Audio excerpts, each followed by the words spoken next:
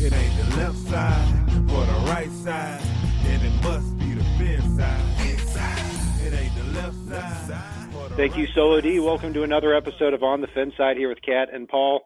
Follow us on Facebook, Twitter, Spreaker, iTunes, YouTube, iHeartRadio, and Spotify. Be sure to check out our merch store on thefinside.threadless.com as well.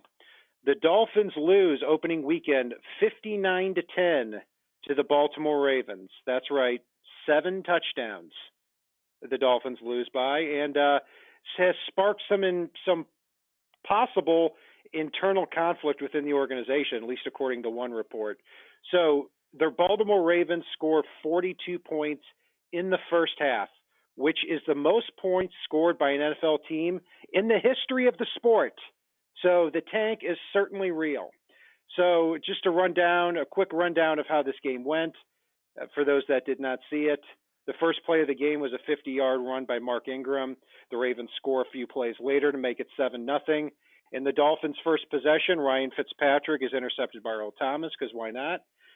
Then the next drive, Hollywood Brown beats Eric Rowe for a 45-yard touchdown to make it 14-0. Dolphins go 3-and-out, and then on the next drive, 83-yard touchdown to Hollywood Brown on Minkah Fitzpatrick to make it 21-0. 6 minutes later, Lamar Jackson throws his fourth touchdown of the game to Willie Snead on Jamal Wiltz. Then Jakeem Grant fumbles to make it 35-3.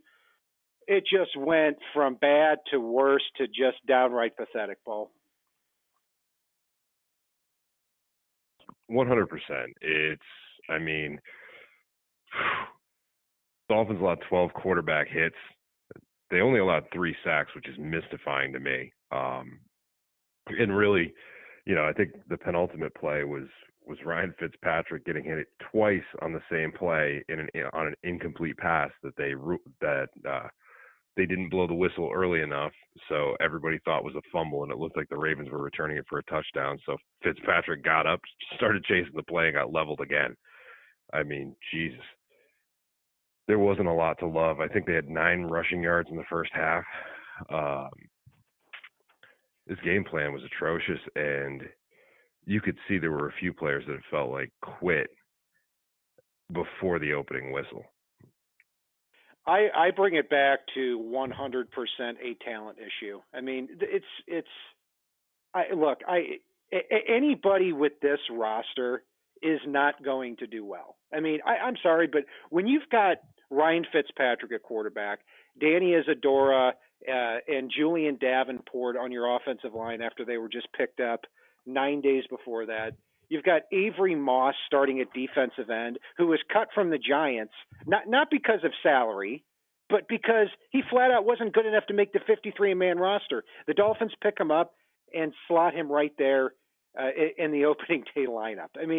I don't know if Dolphins fans are aware of how bad this team is talent-wise compared to the rest of the NFL. It's not good. But look, here's the thing about it, is this is what the Dolphins signed up for. And that's the reality of the situation. The Dolphins have 4 first-round picks, 4 second-round picks, and 3 third-round picks scheduled here in the next 2 years. This is what we signed up for. I still don't agree with the way that they've done a lot of things here, but regardless, this is where the Dolphins are going to be here in 2019. Maybe not losing by 7 touchdowns every game, but it's going to be really bad this year. Yeah, I won't say that there's not a lot of talent on the roster. There is a lot of talent. It's the biggest problem that we have is it's almost like the late additions over the last week and a half, that bottom quarter of the roster, were basically signings that were just, screw it, they won't be here next year anyway. We've got all this cap space and draft picks. This was frustrating because even some of the talented players were screw-ups today. Jakeem Grant muffing a punt. Preston Williams, who, I'm going to just say it, outside of that one preseason game, he's dropping a lot of damn balls. And that in and of itself is not helpful. God, it's when the one player that seems to show up is Devontae Parker on offense, there's a problem. And then you look at some of the players that were supposedly the second coming, and there were other players that we liked that weren't salary issues at the positions, guys like Cornell Armstrong in the secondary, and instead we've got Wiltz. Guys like Eric Rowe. I'm so sick and tired of new head coaches bringing their boys, and their boys flat out sucking most of the time. It's frustrating to me. I mean, Eric Rowe and Wiltz had a bad game in that secondary. When it gets to the point that Walt Aikens is playing in the secondary by the end of the game, there's a problem. Yeah, speaking of the talent, I mean, look, Xavier Howard's a great cornerback. Minka Fitzpatrick, even though he had a terrible game, I think he's talented. I'm not saying they don't have a couple of good players, but when we're talking about the talent on the roster, and one of the names you bring up is Preston Williams.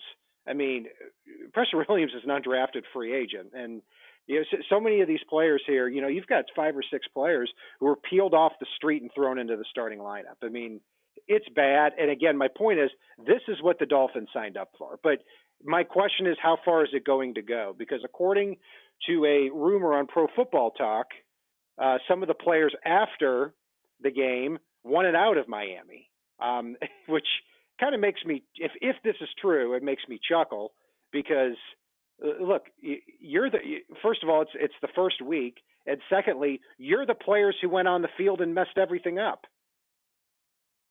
Yeah, well, and it may not necessarily be the guys that messed everything up that are requesting out. I mean, I don't like it. I think it's ridiculous. But then again, I can understand the frustration when Miami did let a few talented players go over the past couple weeks. My assumption, if I had to make a guess, and I wouldn't be surprised if Rashad Jones is one of those players. He's one that is under a contract that he probably won't be here when Miami finishes his rebuild anyhow. And he's got to have that closing window of opportunity based on his age that I wouldn't be shocked if he wanted out, especially given we'll go with frustrations of last season and leave it at that. We don't have to beat that drum to death. I would not be shocked if Rashad Jones was not one, if the rumor is true, that wanted out. I wouldn't be surprised if Kenyon Drake was one either. I mean, again, a guy that is just constantly not used. I mean, I don't think this was really the coaching staff's fault in this game for Kenyon Drake. I mean, it was 28-0, or it was 21-0 9 minutes into the game, and I can understand that. But Kenyon Drake still touches the ball 6 times in this contest: 4 carries for 12 yards, 2 catches for 13 or something in that area. So that wouldn't surprise me either. But this is what Dolphins fans are going to have to deal with for the next year, maybe even the next 2 years. It's just the reality of what's going on. My advice to Dolphins fans: look at this season as one giant preseason game. Because, look, it's not – the Dolphins were across the board the worst team, the 32nd team in just about every power ranking. And if you look at the roster, it's to me they're not even close to the 31st team right now as we stand, because I mean, the 31st team heading into this game, I was going to say, was maybe the Bengals. The Bengals played Seattle today and lost by a point, just not even in the same area. So, as far as I'm concerned, Paul, 1 game down, 15 games to go until we get to next year. Yeah, and the one thing I want to add to that too is I don't know if you caught much of the Jets and Bills game, because I know they were playing at the same time. Holy crap. It seriously looked like the entire rest of the AFC East that didn't sign Antonio Brown this week is tanking. It's the Bills, the Jets, and the Dolphins looked like the 3 worst teams in the AFC today, completely. Yeah, I agree with you. Even given how well the Jets defense played against the Bills. It's the 3 teams looked like the worst teams in the AFC by far, possibly the NFL.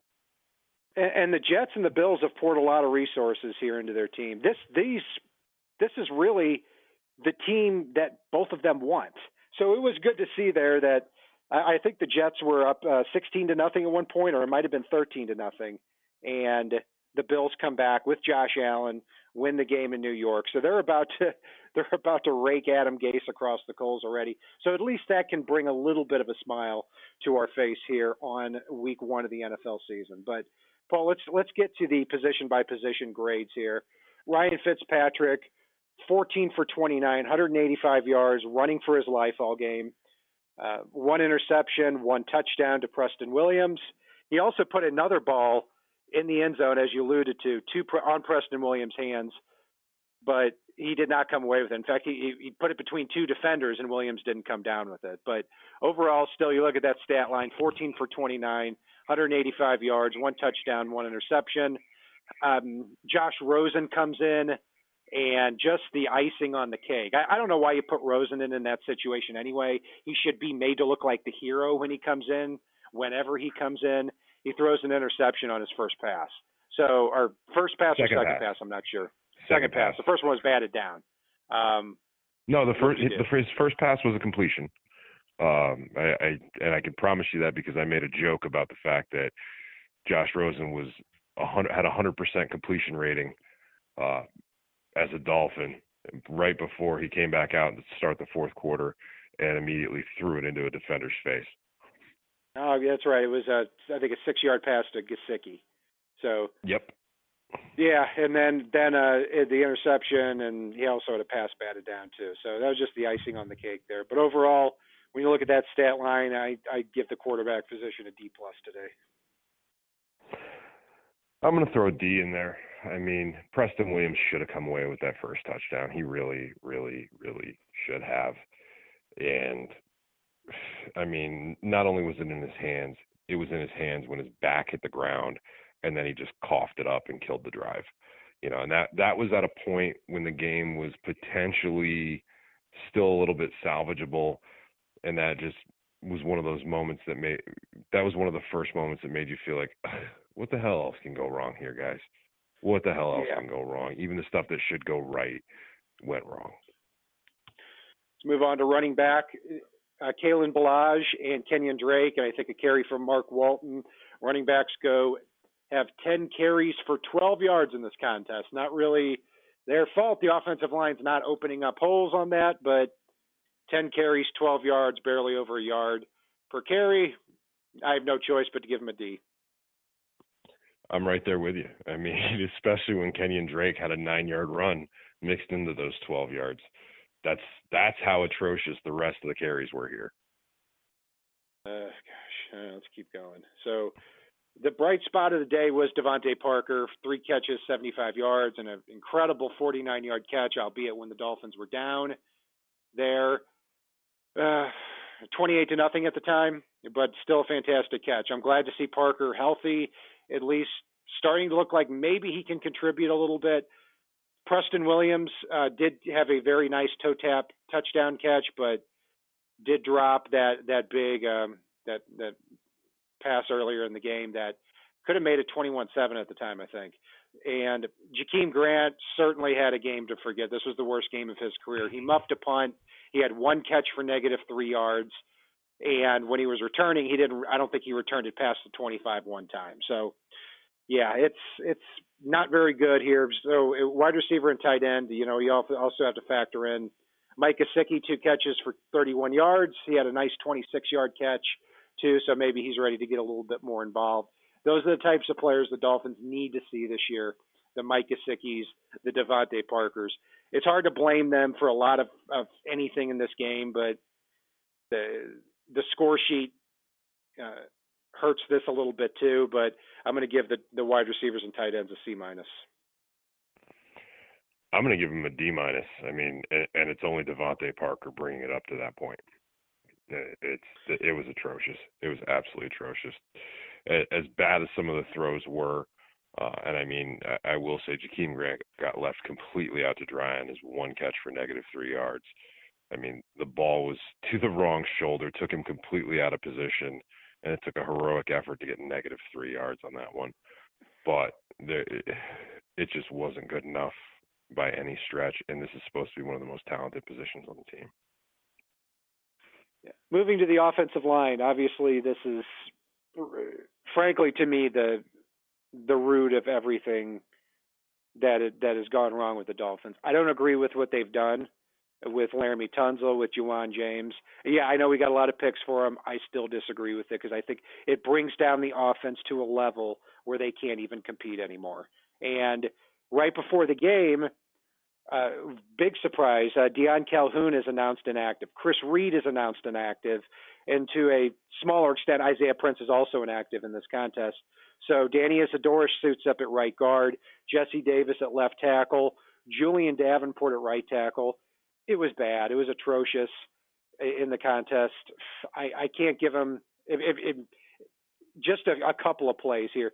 Jesse Davis was whooped badly on at least two plays. And what a shame, too, because this is a player that was not a very good, but a decent guard, and he got a contract extension this week.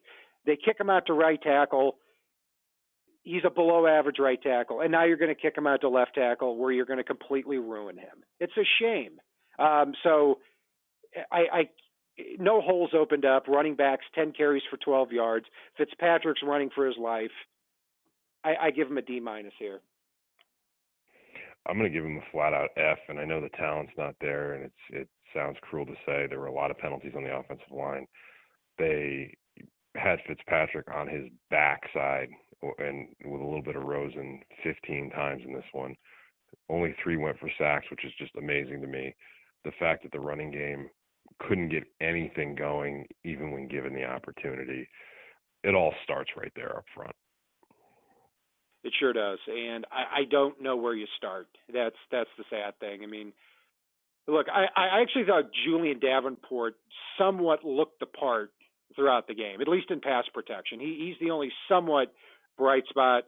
Dieter got walked back to the quarterback a couple of times too. Yeah, I mean, gosh, you really need a left tackle, and they're pretty hard to find too. What a shame. I'm going to cut through the rest of this here, Paul, with my grades. The front seven and the defensive backs, I'm just giving an F to. I mean, it's what more can you say on this? You know, just no semblance of a pass rush whatsoever. I thought Christian Wilkins had a good game as a rookie in his first NFL game, but not really in a position where he can make a giant impact, especially when there's no pass rush and the defensive backs are just getting lit up down the field. So front seven, I mean, just no pass rush whatsoever. And Mark Ingram, first play of the game, Jonathan Ledbetter gets punched in the mouth, and Sam Aguavion gets punched in the mouth too, right down the seam. I thought Aguavion recovered pretty nicely here. But Jerome Baker, for as much as we heard about him here in the preseason, did not make a very big impact. Raekwon McMillan, I thought, had a pretty decent game, but overall just not good enough. The Ravens were getting chunk yards at all times, and the front seven for me certainly gets an F, and I'll get to the defensive backs in a minute. Yeah, I mean, no pass rush from the front seven, as you pointed out. I thought Ledbetter recovered nicely as well. I think he had an all right game. I think Davin Godchow had an all right game. Christian Wilkins had an all right game. And Jerome Baker mysteriously disappeared. And as you pointed out, Aguavion recovered well too. I thought Charles Harris had a moment or two where it looked like, oh wow, he might be awake, and then just all went downhill from there. It's you can't give this defense, you can't expect this defense to get very good grades, given the fact that they allowed the most points Miami's allowed since Marino's last game in the playoffs against the Jacksonville Jaguars. You know, that's how bad it was for this defense today. They weren't always put in position to succeed, but they didn't answer the call even when they were put in position to succeed. So I'll go F for the front seven as well. Yeah, and I agree with you there too. I thought Ledbetter and Aguavion recovered pretty nicely. And after that 50-yard run by Ingram, you know, yeah, the run defense wasn't god awful. It was still not very good, but yeah, and I think Ledbetter needs to be on the field a lot. I mean, get Avery Moss and get John Jenkins off the field. They have had their opportunity in the NFL, and they have not come through.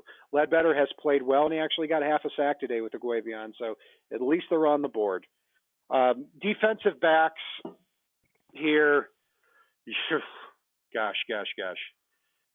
If there was an F minus, I'd probably give it to him. But Lamar Jackson and RG3 in this game. RG3 gets in at the end of the game. That's how bad things were getting.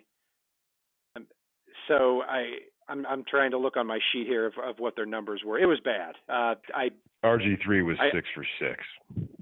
RG3 was 6 for 6, and Lamar Jackson. So combined, they were 23 for 26 throwing the football for almost 400 yards and 6 touchdowns. And well, I feel so bad for Xavier Howard. Xavier Howard was, I don't think he had a ball completed against him in this game. In fact, he had a great breakup after Hollywood Brown burned Minka Fitzpatrick and he burned Jamal Wiltz down the field.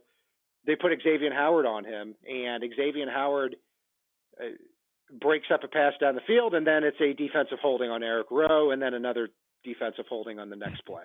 So that's kind of that's kind of how things are going right now. But I thought Rashad Jones and Bobby McCain were fine. Xavier Howard, it was Xavier Howard, but it just goes to show you that when you have two players in the secondary like Eric Rowe and Jamal Wiltz, and you got to bring Walt Aikens off the bench like you were talking about, any quarterback is going to find them, even if it's Lamar Jackson, who heading into this game was not very good at throwing the football. Yeah, and I will say Rashad Jones, you didn't hear his name called a lot today, but that's not necessarily a bad thing either. The Ravens didn't often, and Bobby McCain I thought had an all right game. Minka had a tough game, but I still think he's got so much promise. And then, as you pointed out, Bobby McCain and Xavier Howard did not have bad games. Eric Rowe led the team in tackles, and that's never a good sign for a corner, ever. I don't care what anyone wants to say. That means they probably completed a lot of balls against you. I mean, he made a couple of good stops up at the line of scrimmage. But overall, as you pointed out, the holding against Eric Rowe, I think he had 2 holding penalties in this game. Just not NFL caliber what we saw from him today. And that was after he seemed to change our minds a little bit in the preseason as it went along. And he had a very good preseason. Definitely had me missing Cornell Armstrong.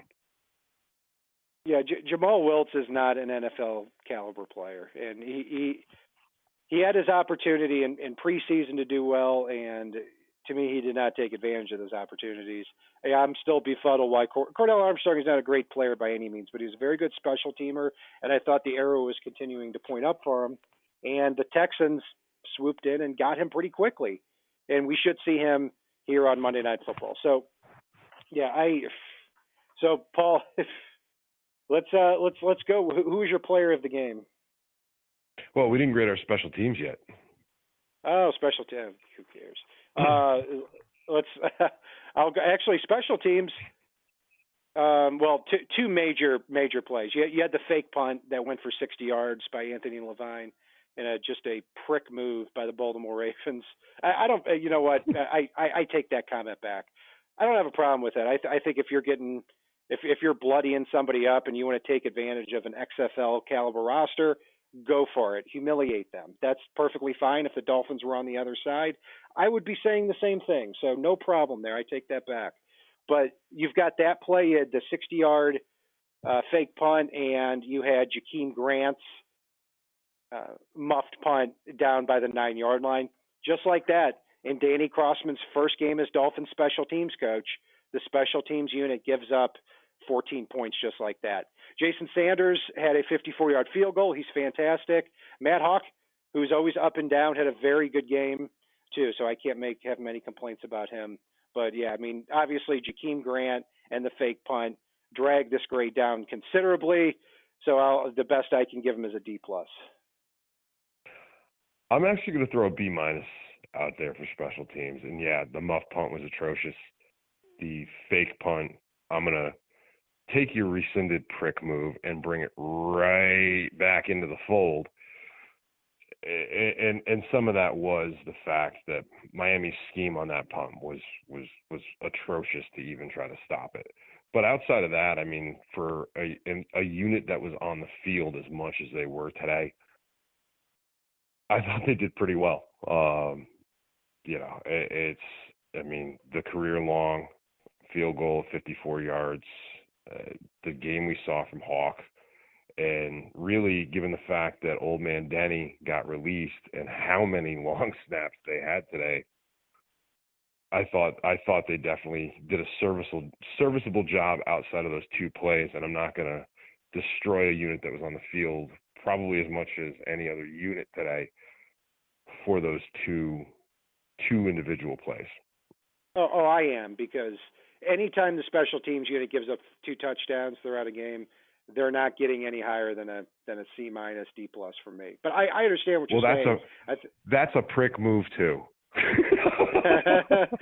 I understand what you're saying, because I think overall they had way more positive plays than they had negative plays. But when those negative plays turn into 14 points for the other team, and I had to catch myself. I was going to say seal the game, but gosh, get out of here with that. Walking was out of well the tunnel before sealed the game today. Let's face it. Getting off the bus, the game was sealed. So I don't know, man. We'll see where we go from here. Next week, we've got the Patriots coming into Miami with Antonio Brown making his debut. As we're recording this, I'm watching them beat the Steelers by 5 touchdowns. So we may be lucky to lose. What could go wrong? Yeah, we'll see what happens. I mean, so Paul, let's wrap it up here. What's who's your player of the game for this one, and who was your worst player of the game? I forget what we continue to call it. Well, my player of the game would have to go to Devontae Parker. I thought about Matt Hawk. I thought about Jason Sanders. And I've got to give it to Devontae Parker, in part because it's a player we've beat up relentlessly for years now. And he finally somewhat looked the part in this game, even though there was atrocious quarterback play, even though the quarterback was having to throw almost on his ass every play, and even though there really wasn't much going on around him to help him out and no semblance of a run game, Devontae Parker did what he could in this one and came away with some beautiful plays. So I'll throw that to Devontae Parker. As far as my Coke Bus player of the game,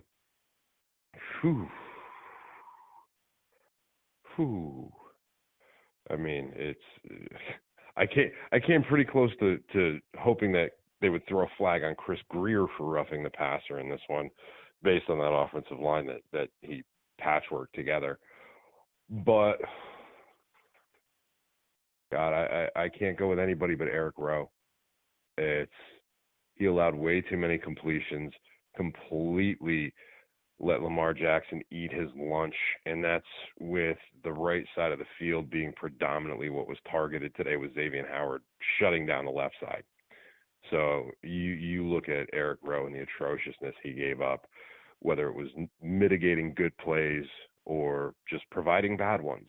It was astounding in this one, and it wasn't close for me. Eric Rowe led up the long touchdown to Hollywood Brown. He also had at least 2 penalties, in addition to a lot more catches led up off of him. So my player of the game is going to be Xavier Howard. You know, he didn't do anything special, but hey, without question, Lamar Jackson was avoiding him all game. The one time he targeted him, he went stride for stride down the field with Marquise Brown. So he gets my player of the game. My Coke Bus player of the game is so many to choose from. I'm going to go defensive back too. I'm going to go with Jamal Wiltz. You know, I really hope the Dolphins can get Chris Lammons in there to play a little bit more next week, because I thought when Lammons was on there, just like in preseason, I thought he did a pretty good job. But Jamal Wiltz lets up 2 touchdowns deep, and you know he's just not getting. He's not running stride for stride with the receiver. He's not getting his hands up. It's just not good enough. And you know, this is a player that if the Dolphins didn't clear out so many bad contracts, I don't think he would have had a chance to make this roster either. So that's going to be it. So we will see where we go from here. as far as I'm concerned, gosh, we're only about 8 months away from the NFL draft and 20 months away from the 2021 NFL draft. So we have that to look forward to. But we're going to be here every week, no matter what, and we're going to try to – no, I'm not going to say look at the positives. You can't look at a positive with a 59-10 loss. But we're going to be honest with you about what's going on, and we're going to look at the good even in a game like this. And I hope we've done that in this show. That will do it for our breakdown of the Dolphins' 59-10 loss to the Baltimore Ravens. You can follow Paul and I on Facebook, Twitter, Spreaker, iTunes, YouTube, iHeartRadio, and Spotify. Check out our merch store, too, on the FinSide.threadless.com. If it's not on the right side and it's not on the left side, it is on the FinSide. So, do you take us home? It ain't the left side